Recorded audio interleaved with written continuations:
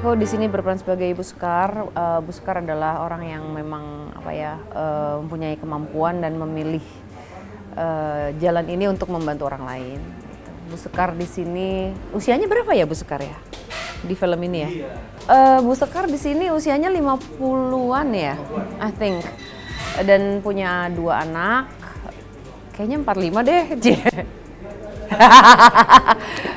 Pokoknya Bu Sekar di sini ya orang yang mempunyai kemampuan dan memilih jalan ini untuk membantu orang lain yang ada masalah dengan mistis, dan dia punya 2 anak.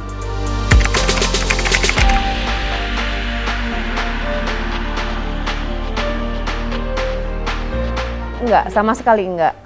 Nah ini dia yang aku pas pada saat aku baca, aku ngobrol sama Pak Rocky, aku bilang wow, kayak lo research-nya bagus banget lagi, karena aku ngerasa ini relate banget sama aku.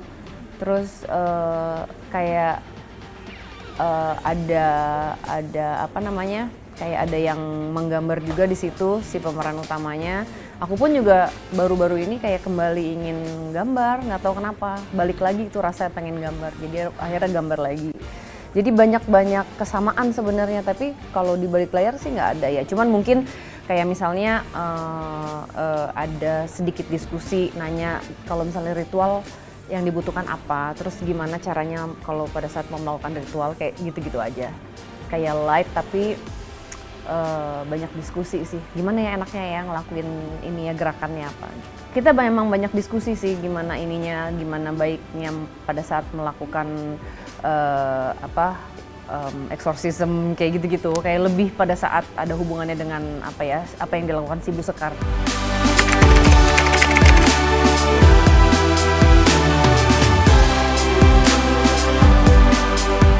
Pasti ada, setiap karakter yang diperankan pasti aku selalu excited pasti, tapi juga deg-degan gitu, karena gimana caranya aku bisa deliver apa yang pengen aku deliver gitu, karena takutnya nanti ini aku nggak mau pengennya aku orang akan melihat Bu Sekar ini berbeda dengan peran yang sebelumnya gitu ya.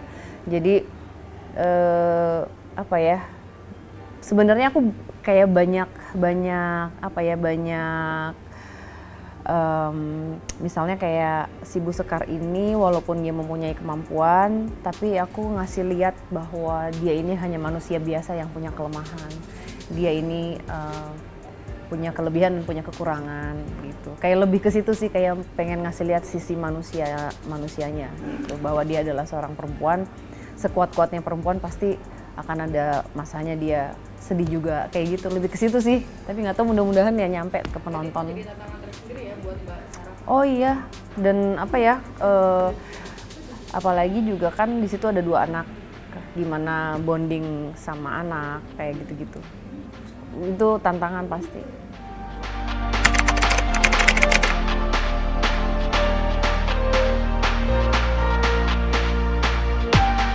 Ya itu tadi, kayak aku membedakan yang di film sebelumnya, di The Doll series itu kan Laras ya, aku jadi Laras. Laras itu dia perempuan kuat, tapi dia tuh nggak mau orang tahu kalau dia tuh kenapa-napa gitu. Temboknya terlalu tinggi. Nah kalau si Sekar ini dia perempuan kuat juga, tapi dia ngasih lihat sisi itu yang tadi aku bilang, kayak aku mau deliver Sekar ini sebagai orang yang memang ya manusiawi aja. Kita dengan kemampuan kita, tapi kita punya kelebihan, kita juga punya kekurangan. Jadi it's okay untuk nangis, it's okay untuk takut, tapi yang penting jangan nyerah dan harus cari jalan keluar, kayak gitu, lebih ke situ sih. Ya mudah-mudahan itu tadi nyampe gitu kepada yang nonton.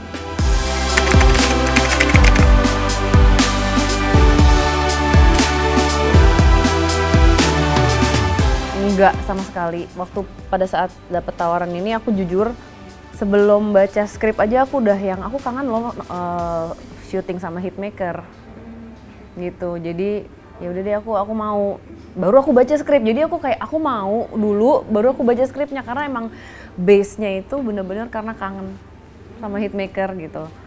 Terus baru pas mulai baca kayak oh my god ini keren banget dan relate gitu. Ya udah akhirnya sampai hari ini udah mulai promo. Selama aku nyaman sih kayaknya aku akan ngambil horor. Cuman kan kita nggak pernah tahu. Aku juga nggak mau bilang ya gue nggak mau main film yang lain gitu ya. Aku nggak tahu akan dibawa kemana. Aku jalan aja, ikutin apa yang selama aku nyaman ya aku akan jalanin.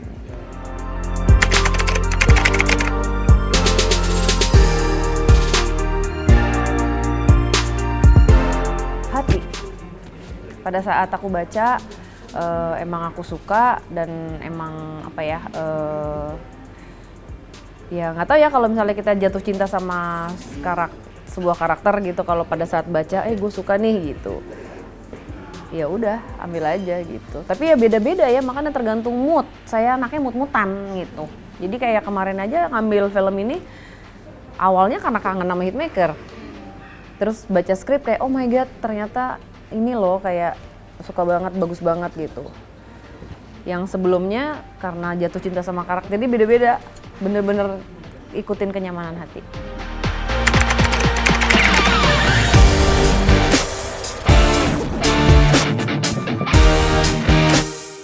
Ya itu tahun 93. Iya 93, 94 ya? Oh, emang ya? Lu di mana nih tahun 93? Baru lahir. Astaga. Tahun 93 94 itu aku udah tur sama Slank backing vokal karena emang ngisi di lagu Kamu Harus Pulang. Iya tuh. Jadi emang kalau musik emang suka. Music is part of my life gitu.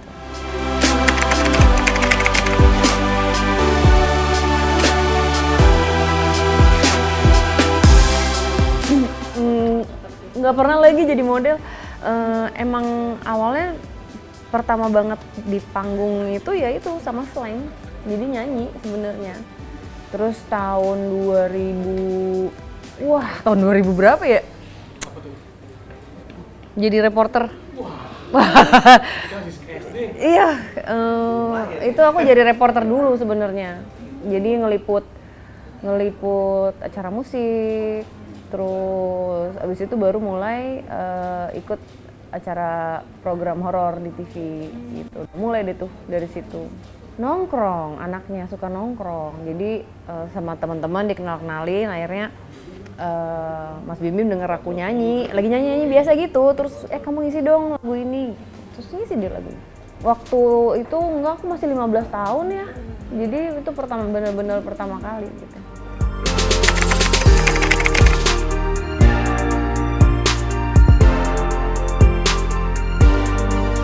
Bikin lagu sendiri, emang seneng nulis anaknya. Tepatnya itu mut-mutan. Mut-mutan terus ya karena kan lagu-lagu yang aku tulis itu buat kebanyakan orang kayak segmented lah gitu ya. Dan baru-baru ini ya? Baru-baru. Aku punya mini album tahun 2015, aku ngeluarin mini album ada 5 lagu. Itu semua lagu aku nulis sendiri. Tahun 2019 apa 2020 ada 2 single, judulnya Kangen sama Sebatas Angan, itu juga bikin sendiri. Ini ada lagu baru lagi sebenarnya, akan ada rilis musik lagi. Kalau sebelumnya mungkin aku lebih kayak terlalu mikirin, oh ini pasti orang nggak bakal suka apa. Kalau sekarang aku ya berkarya aja gitu. Soalnya kalau kita dengerin orang kita nggak akan bisa maju mbak. Jadi kayak kenapa sih terlalu dengerin, kadang-kadang yang ngerusak itu kan karena kita dengerin omongan orang ya. Tapi aku jadi apa yang diomongin itu malah jadi baterai gitu buat aku. Bukan mau membuktikan juga, tapi kayak lebih ke dalam diri aku kayak ngapain ya kita hidup cuman ya udahlah paling berapa sih kita nggak nyampe 100 paling gitu ya. Cuman kenapa nggak digunain aja untuk berkarya aja gitu. Pasti kan di antara 10 ada 2 orang yang appreciate karya kita. Nah kita fokus yang kedua itu aja. Iya tapi kalau misalnya memang tiba-tiba besok aku nulis lagu buat orang kan nggak tahu juga. Jadi ya kita nggak tahu, makanya aku sekarang kayak lebih Aku lakuin aja yang aku lagi pengen lakuin dan hatiku nyaman, dan aku ikutin aja Tuhan mau bawa aku kemana.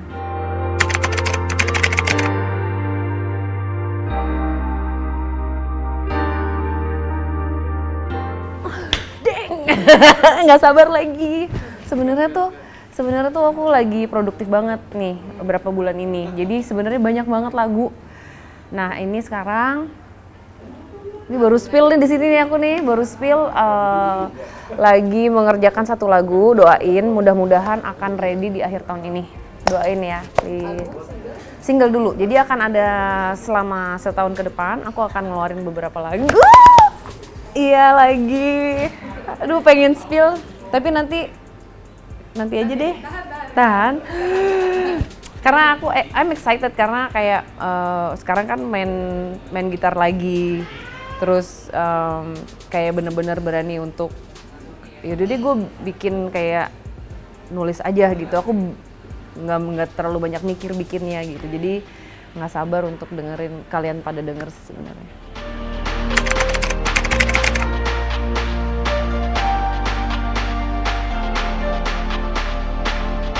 Enggak sih sebenarnya jadi gini, nanti kalau misalnya kalian denger, kalian itu bakal denger lagu yang apa ya kayak ceria tapi sendu. Tapi kalian nggak sadar itu lagu tentang hantu. Sebenarnya nggak jauh-jauh, cuman ya dengerin aja ya Li ya.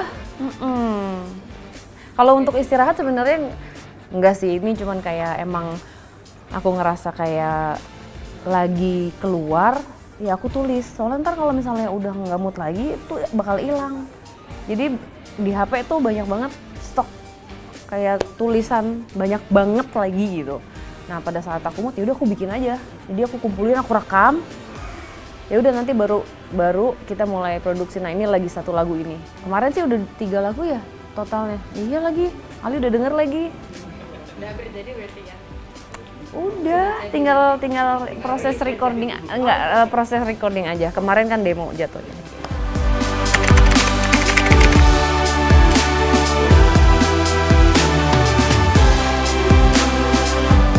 Oke, jadi aku emang dari keluarga, jadi dari nenek, turun ke bude, turun ke ibu aku, semua. Jadi emang keluarga turunan gitu. Jadi kita masing-masing kayak punya kemampuannya tuh beda-beda. Ada sepupu aku yang dia astral, lebih ke astral. Kalau ada yang dikasih mimpi, jadi macam-macam. Nah ibu aku dulu trans medium juga. Jadi biasanya di malam apa gitu kan kejawen kan. Malam apa kliwon atau malam apa gitu. Nanti ada yang masuk ke ibu, nanti akan berpesan biasanya. Nah dulu waktu almarhum kakekku masih ada, beliau punya jurnal. Jadi ditulis yang datang namanya ini, jam sekian, pesannya ini, jadi buku segini. Dan itu udah kejadian semua tapi bukunya masih ada di rumah.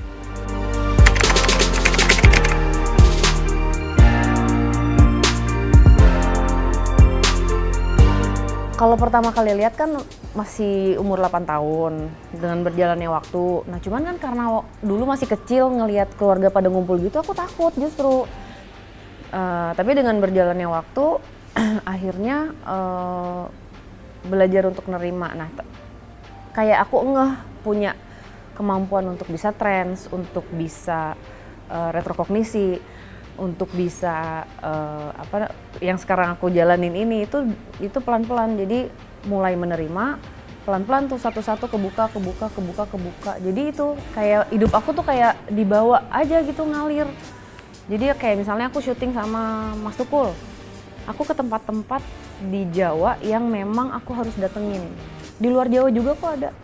Dan di tempat-tempat inilah aku banyak mendapatkan afirmasi. Kayak misalnya di Sulawesi, si kuncennya tiba-tiba dia nyebut nama yang gak mungkin dia tahu. Itu nama aku yang tahu. Iya, itu aneh banget. Dari situ itu salah satu contoh. Jadi kayak ya deh, mungkin emang Tuhan kasih aku jalan ini ya aku akan terima dengan tanggung jawab yang besar kan pasti kan ini nggak gampang.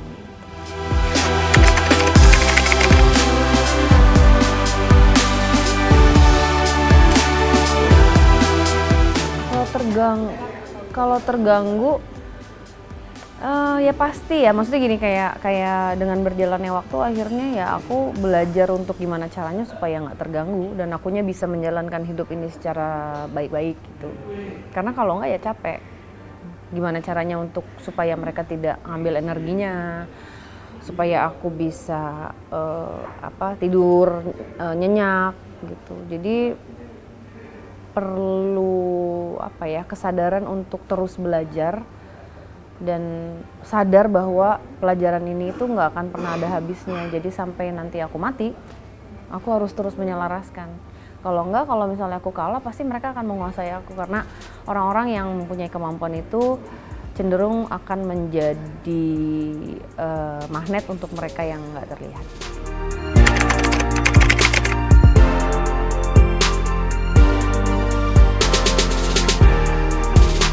Ya ngobrol, kayak misalnya ketemu orang-orang seperti Om Hao, ketemu orang-orang seperti Risa, itu sangat membantu karena kan sama-sama mempunyai kemampuan dengan spesialisasinya masing-masing. Tapi memang kayak keluarga ya ada yang ngebantu, maksudnya ngobrol lah gitu.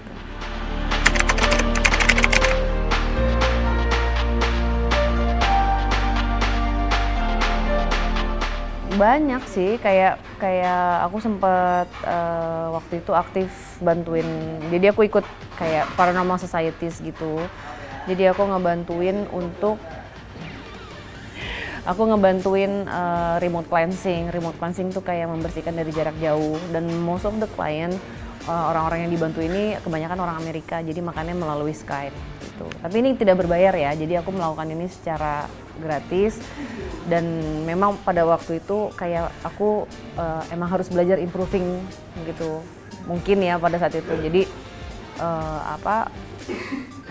cukup banyak yang dibantu, dan itu nggak cuma sekali karena kan dari jauh, jadi harus beberapa sesi gitu. Dan terakhir aku agak shock karena ada yang jahat, ketemu yang jahat, aku dicekek. Jadi bener-bener kayak orang kecekek gitu, tapi dari Skype, aneh deh pokoknya. Itu yang salah satu yang tidak pernah aku lupakan dan bikin aku kebuka lagi matanya bahwa apa yang kulakukan ini ya bahaya sebenarnya gitu. Dan makanya harus penuh dengan kesadaran gimana caranya supaya ini tidak mengganggu aku.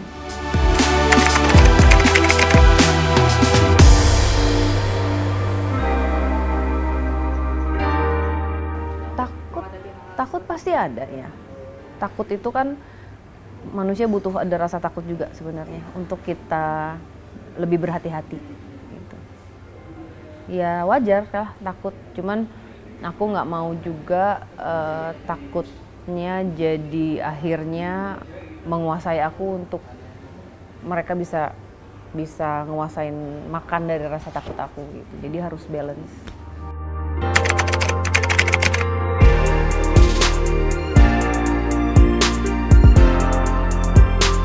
Banyak, tapi kan aku emang nggak buka hanya teman keluarga atau teman-teman gitu. Jadi ada itu lumayan sering, cuman aku nggak pernah mau emang itu buat aku it's a private thing yang memang ya udah gitu.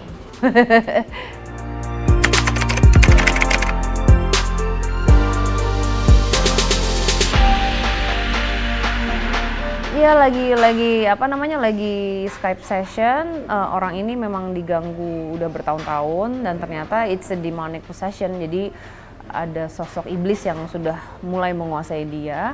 Pada saat aku ngobrol, yang si iblis ini nyerang aku karena dia nggak suka, dia mencari bantuan. Akhirnya ya aku bilang ke dia bahwa lo butuh orang yang harus membantu secara langsung.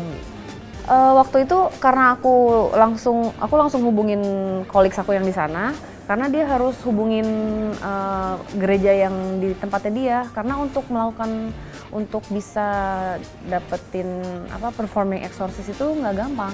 Jadi kan harus lapor dulu ke gereja yang memang mau menerima juga di sana gitu. Jadi panjang perjalanannya. Nggak tahu itu aku udah pada saat aku udah serahkan ke yang di sana, kan aku nggak ikutan lagi karena kan itu beyond my level. Aku pada saat itu nggak berani gegabah kayak gue bisa nih gitu. Aku tahu batasannya pada saat itu. Jadi aku ngerasa ini belum jadi ranah aku untuk bisa membantu dia.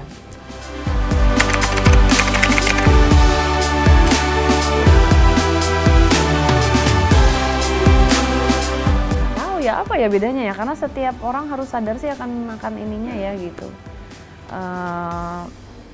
Kalau aku ya aku memilih untuk embracing ini gitu. Memilih embracing ini ya dengan resikonya, karena kita terbuka di dimensi lain pasti kita akan menjadi incaran mereka juga gitu. Apakah kita bisa menjalankan hidup secara normal? Pasti kan nggak normal jadinya. Tanggung jawabnya besar gitu. Jadi apa ya, sebenarnya nggak main-main sih gitu. Jadi bukan hanya sekedar untuk konten atau apa gitu, karena setiap hari kan aku harus menjalankan ini dan itu nggak gampang gitu. Jadi makanya kalau di luar sana yang apa ya, hanya penasaran aja atau cuman main-main aja, aku sarankan mending dipikir dulu, karena pada saat kita membuka sesuatu yang kita nggak tahu apa, nanti yang datang siapa kan kita nggak tahu gitu. Kadang-kadang juga itu efeknya bukan nggak langsung tapi bisa muncul 5 tahun 10 tahun setelahnya.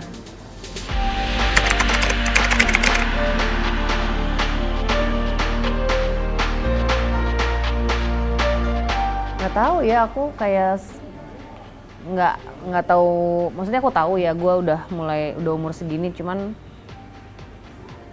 senyamannya aku aja sih. Kalau misalnya memang aku masih bisa menjalankan apa yang aku jalankan, aku akan jalankan gitu. Aku akan menggunakan platform yang aku punya untuk mungkin menyampaikan pesan yang harus disampaikan. Itu aja. Sampai kapan ya nggak tahu ya, namanya orang pasti kan ada umurnya ya.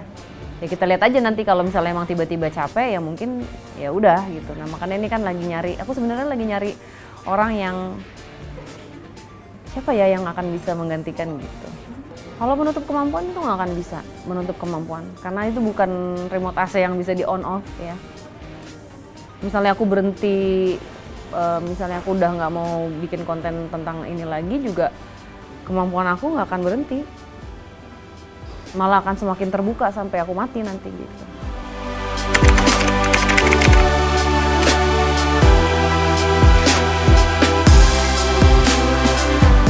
Ya nggak apa-apa, orang kan punya kepercayaan masing-masing. Ada yang percaya, ada yang enggak. Ya monggo, nggak apa-apa. Tapi yang pasti ada baiknya kalau misalnya kita tidak percaya akan sesuatu, bukan berarti kita harus menjelek-jelekan atau berkata apa ya, kayak jadi merendahkan gitu. Kan kita masing-masing punya kepercayaan, selama saling menghargai ya it's okay.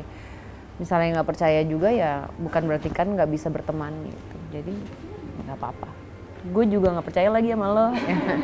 Dibalikin malah ya. Enggak, emang kan baru kenal kayak gue nggak percaya lagi gitu. Nggak apa-apa kan, itu wajar. Kayak aku kenal sama orang kayak kan nggak langsung nyaman. Kayak aku kenal orang, dari 4 orang ini ada 2 orang yang aku nggak nyaman, ya emang hatinya nggak nyaman, mau diapain kan, nggak bisa dipaksa gitu aja.